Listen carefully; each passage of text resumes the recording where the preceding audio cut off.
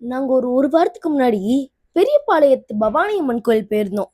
இவங்க ரொம்ப சக்திசாலியான அம்மன். இதுக்காகவே இவங்க கோவில்ல நிறைய பரிகாரம் பண்ணுவாங்க. அதுல ஒன் ஆஃப் த இம்பார்ட்டன்டான பரிகாரம்னா அது இந்த வேப்பஞ்சலை கட்டிட்டு போறது. இந்த வேப்பஞ்சலை கட்டிட்டு போறது ஆண்களுக்கு 80, பெண்களுக்கு 200ன்னு சொன்னாங்க. ஆனா உள்ள போய் கேட்டா ஒரு வேப்பஞ்சலை 40 ரூபா, பெண்களுக்கு 5லாம் பத்தாது. ஒவ்வொருத்தவங்களுக்கும் கிட்டத்தட்ட 30-40 கிட்ட வேணும். அப்படின்னா ஒருத்தவங்களுக்கே 1200 கிட்ட ஆகுது. எங்க வீட்லயே 15 பேர் கிட்ட போனோம். அப்போ பாத்துக்கோங்க. இதனால நிறைய ஏழை குடும்பங்கள் இந்த பரிகாரத்தை பண்ணி முடிக்க முடியாம கஷ்டப்படுறாங்க.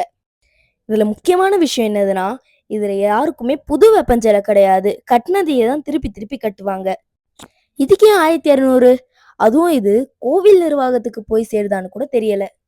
இந்த பிரச்சனைய மாண்புமிகு தமிழக முதல்வர் விஜயண்ணா சரி செஞ்சா நல்லா இருக்கும்னு எதிர்பார்க்கிறோம்.